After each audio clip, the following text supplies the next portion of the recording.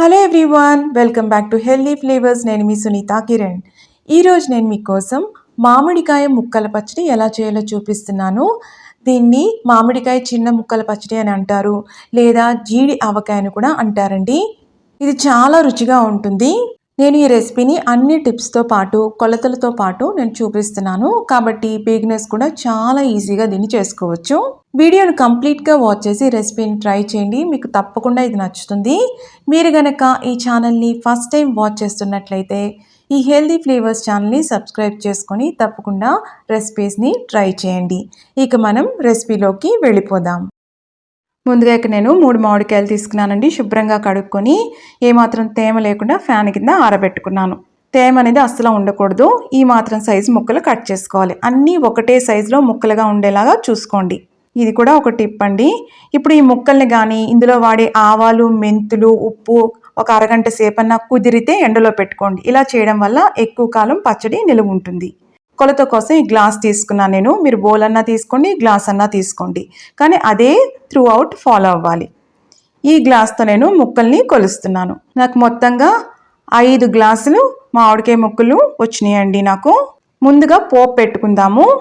పోపు పెట్టుకుంటే ముందుగా ఏమవుతుందంటే చల్లగా అయిపోతుంది మనం వాడుకునే టైంకి. ఈ లోపు మన పచ్చడి అంతా కూడా రెడీ చేసుకోవచ్చు. ఇదే గ్లాస్ తీసుకుంటున్నాను కొలత. 1.25 గ్లాసు ఆయిల్ వేసుకున్నాను నేను. 1 స్పూను ఆవాలు వేసుకున్నాను.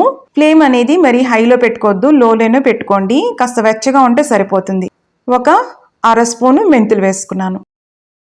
2 ఎండుమిర్చి. పోపు అనేది మాడిపోకూడదండి పచ్చడికి ఎప్పుడు. 7-8 వెల్లుల్లి రేకులు నేను పొట్టు తీసుకొని పొడవుగా చీల్చుకొని వేసుకున్నాను. 1/2 టీ స్పూను ఇంగువ వేసుకున్నాము. ఇవన్నీ కూడా ఒక్క అర నిమిషం కలుపుకుంటే సరిపోతుంది. ఫ్లేమ్ అనేది లోలోనే పెట్టుకోండి. పోపు అనేది అస్సలు మాడకూడదు. కరివేపాకు కూడా నేను శుభ్రంగా కడుక్కొని ఫ్యాన్ కింద ఆరబెట్టుకున్నాను. కరివేపాకులో ఏ మాత్రం తేమ అనేది ఉండకూడదు. వేసుకున్న వెంటనే స్టవ్ ఆఫ్ చేసేసుకొని పక్కన పెట్టేసుకోండి. పూర్తిగా చల్లగా అయిపోవాలి. ఇప్పుడు మనం పచ్చడి రెడీ చేసుకుందాం. దానికోసం ఒక బౌల్లో ఇందాక చూపించిన గ్లాస్తో 1 గ్లాసు కారం వేసుకోవాలి. ఇంత మాత్రం కారం అనేది సరిపోతుంది. ఇప్పుడు ఆవపిండి కోసం అదే గ్లాస్తో 1/2 గ్లాసు ఆవాలు వేసుకోవాలి మిక్సీలో. దీనికోసం చిన్న ఆవాలు తీసుకోండి. చిన్న ఆవాలు అయితే రుచిగా ఉంటాయి. దీన్ని మెత్తగా పొడి కొట్టుకోవాలి. ఇప్పుడు చూసారా, మెత్తని పొడి అయిపోయింది కదా. దీన్ని కారంలో కలిపేస్తున్నాను. ఎప్పుడు ఆవపిండి పక్కన పెట్టేసుకోకండి. వెంటనే ఇలా కలిపేసుకోవడం వల్ల ఏమవుతుందంటే చేదెక్కదు ఆవపిండి. ఇప్పుడు అదే గ్లాస్తో నేను 1 గ్లాసు రాక్ సాల్ట్, రాళ్ళుప్పు అంటారు కదా, అది వేసుకొని నేను పొడి కొట్టుకుంటున్నాను. ఆ ఉప్పుని కూడా నేను ఇందులో కలిపేస్తున్నాను. పచ్చడికి ఎప్పుడు ఆ రాళ్ళుప్పు ఉంటుంది కదండి, రాక్ సాల్టే మంచి రుచినిస్తుంది. ఇప్పుడు 1/4 స్పూను పసుపు కూడా వేసుకున్నాను. 1/3 స్పూను మెంతి పొడి, అలాగే 8 వెల్లుల్లి రేకులు పొట్టు తీసి వేసుకున్నాను. ఇవన్నీ ముందుగా కలిపేసి రెడీ పెట్టుకోవాలన్నమాట. ఇలా చేసుకోవడం వల్ల ఏమవుతుందంటే ఆవపిండి అనేది చేదెక్కదు. ముక్కలన్నీ కూడా ఈ పొడితో ఈవెన్గా కోట్ అవుతాయండి.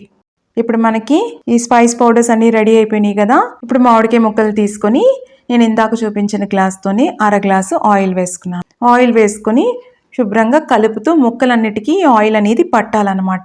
ఇలా చేసుకోవాలండి. ముందు పౌడర్ వేసుకోవడం కంటే కూడా ఇలా ముక్కలకు ఆయిల్ పట్టించడం వల్ల చక్కగా పచ్చడి అనేది ఎక్కువ రోజులు నిలవ ఉంటుంది. ముక్కనే తొందరగా మెత్తబడిపోదు. ఇది కూడా ఒక టిప్ అండి. పోపుకేమో 1.25 గ్లాసు ఆయిల్ మనం వాడాము. మొత్తంగా 1.35 వంతు ఆయిల్ మనం వాడుతున్నాం. ఇప్పుడు ఈ పొడి ఉంది కదా, ఇది తీసి మనం ముక్కల్లో కొద్ది కొద్దిగా వేస్తూ కలుపుకోవాలి. ముక్కలంతా కూడా ఈ పొడితో కోట్ అవ్వాలండి. ముందుగా పొడి వేసిన తర్వాత ఆయిల్ వేస్తారు, అలా కాదండి. ఇలా చేసి చూడండి, చాలా రుచిగా ఉంటుంది. ఇప్పుడు మొత్తం నేను ఆ పొడి అంతా కూడా వేసేసుకొని కలిపేసుకుంటున్నాను. మనం ఏదైనా గరిటెతో కలపడం కంటే చేతితో కలిపితేనే మొత్తంగా ముక్కలకి పడుతుందండి. ఇప్పుడు మొత్తం అంతా కలిసిపోయింది. ఇప్పుడు పోపు కూడా పూర్తిగా చల్లగా అయిపోయింది. ఈ పోపు అంతా కూడా దీంట్లో వేసేసుకోవాలి. దీంట్లో మినప్పప్పు కానీ శనగపప్పు కానీ అస్సలు వేసుకోవద్దు, బాగోదు పచ్చడి. ఎందుకంటే నానిపోతాయి ఆ పప్పు దినుసులు. ఇవన్నీ కూడా ఒక్కసారి కలుపుకుందాం. ఇప్పుడు మనకి వేసిన ఆయిల్ అంతా ఏమీ కనిపించదండి. 24 గంటలు టైం అయిన తర్వాత అప్పుడు ఆయిల్ అనేది పైకి తేలుతుంది. ఇప్పుడు ఇలాగా సర్ది పెట్టేసేయండి. గరిటె తీసుకొని ఇలా నొక్కి ఉంచండి. ఇప్పుడు మూత పెట్టుకొని తేమ లేని చోట, అస్సలు తేమ కానీ ఏ మాత్రం తడి అనేది అస్సలు తగలకూడదండి. మనం వాడుకునే గిన్నెలు, స్పూన్లు ఏదైనా సరే చేతులు కూడా తేమ లేకుండా చూసుకోండి ఈ ప్రాసెస్ అంతట్లో కూడా. 24 గంటల తర్వాత నేను చూపిస్తున్నాను. ఎందుకంటే మీకు కరెక్ట్గా తెలియాలి కదా ఆయిల్ ఎంత పడుతుందో. ముందే ఆయిల్ ఎక్కువ వేసేసుకోవద్దు ఎప్పుడు కూడా. అలాంటప్పుడు ఎక్కువ ఆయిల్ వేసేసుకుంటాము. 24 గంటల తర్వాత చూసారా ఇలా ఉంది, మనకి ముక్క అనేది కాస్త కిందకి దిగింది. ఇప్పుడు కలుపుకుందాం. ఆయిల్ కూడా కరెక్ట్గా ఉండాలండి, మరీ తక్కువ ఉండకూడదు, అలాగని మరీ ఎక్కువ వేసేసుకోవద్దు. కరెక్ట్గా ఉంటే ఏమవుతుందంటే పచ్చడి అనేది ఎక్కువ కాలం నిలవ ఉంటుంది. నేను అందుకోసమే వెంటనే చూపించట్లేదు, 24 hours తర్వాతే మీకు చూపిస్తున్నాను. పచ్చడి అనేది నిలవ ఉండాలంటే ఆయిల్ అనేది కరెక్ట్గా సరిపడగా ఉండాలి. అలాగని ఎక్కువగా ఉండాల్సిన అవసరం లేదు. పోను పోను ఇంకాస్త ఆయిల్ అనేది బయటకు వస్తుంది. ఇప్పుడు నేను ఇందాక చూపించిన గ్లాస్తో పావు గ్లాస్ కంటే తక్కువగాని ఆయిల్ అనేది కాచి చల్లగా అయిన తర్వాత నేను కొద్దిగా వేసుకుంటున్నాను. ఎందుకంటే ఈ ముక్కలన్నీ కూడా ఆయిల్లో మునుగుంటేనే నిలవ ఉంటుంది పచ్చడి. దానికోసం నాకు మొత్తంగా 2 గ్లాసులు ఆయిల్ పట్టింది. తడి స్పూన్లు కానీ గరిటెలు కానీ ఏం పెట్టకుండా, తడి చేతులు ఏం పెట్టకుండా ఉంటే ఈ పచ్చడి 2 నుంచి 3 నెలలు నిలవ ఉంటుందండి. ఫ్రిడ్జ్లో అయితే 1 సంవత్సరం ఖచ్చితంగా నిలవ ఉంటుంది. ముక్క కాస్త మెత్తపడుతుంది, అంతే తప్పించి ఏం పాడవదు. బయట పెట్టుకుంటే ఎక్కువ కాలం నిలవ ఉండదండి, ఎందుకంటే ఈ ముక్క అనేది ఇంకా గట్టిపడలేదు కదా. ఇంకొకటి టెంక కూడా కంప్లీట్గా ఫామ్ అవ్వలేదు కాబట్టి పీచు ఎక్కువగా ఉండదు, తేమ ఉంటుంది ముక్కలో, కాబట్టి పాడైపోతుంది. చూసారా కలర్ కానీ టెక్స్చర్ కానీ అంతా పర్ఫెక్ట్గా వచ్చిందండి. తప్పకుండా ట్రై చేయండి. ఎలా వచ్చిందో కూడా కమెంట్స్లో పెట్టండి. మీకు గనక ఈ రెసిపీ నచ్చినట్టయితే లైక్ చేయండి, షేర్ చేయండి.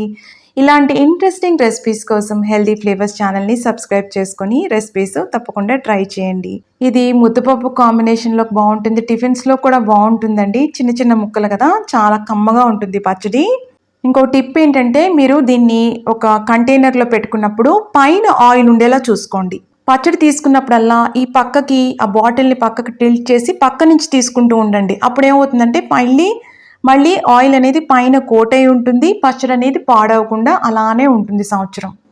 ఇది కూడా ఒక టిప్ గుర్తుపెట్టుకోండి. చూసారా నేను పక్క నుంచి తీస్తున్నాను. పచ్చళ్ళు ఎప్పుడు ఒక పక్క నుంచి తీసుకుంటే ఏమవుతుందంటే ఆయిల్ కూడా పైన అలానే ఉండి చక్కగా మనకి ఏం పచ్చడి అనేది పాడవకుండా ఉంటుంది. కొలతలన్నీ కూడా నేను డిస్క్రిప్షన్లో ఇస్తున్నాను, ఒక్కసారి చూడండి. మన ఛానల్లో రకరకాల రెసిపీస్ ఉన్నాయండి. రెసిపీస్ వాచ్ చేసి ట్రై చేయండి. ఎలా వస్తున్నాయో కూడా కమెంట్స్లో పెడుతూ ఉంటే చాలా ఎంకరేజింగ్గా అనిపిస్తుందండి. వేడివేడి అన్నం, కొద్దిగా ముక్కల పచ్చడి, నెయ్యి కాంబినేషన్ సూపర్గా ఉంటుందండి. కందిపొడి కూడా నేను అప్లోడ్ చేశాను రెసిపీ. కందిపొడి ఈ ముక్కల పచ్చడి కాంబినేషన్ కూడా చాలా బాగుంటుందండి. ఒకసారి అలా కూడా ట్రై చేయండి. మళ్ళీ మరొక ఇంట్రెస్టింగ్ రెసిపీతో మిమ్మల్ని కలుస్తాను. అంతవరకు stay healthy, happy. Thank you.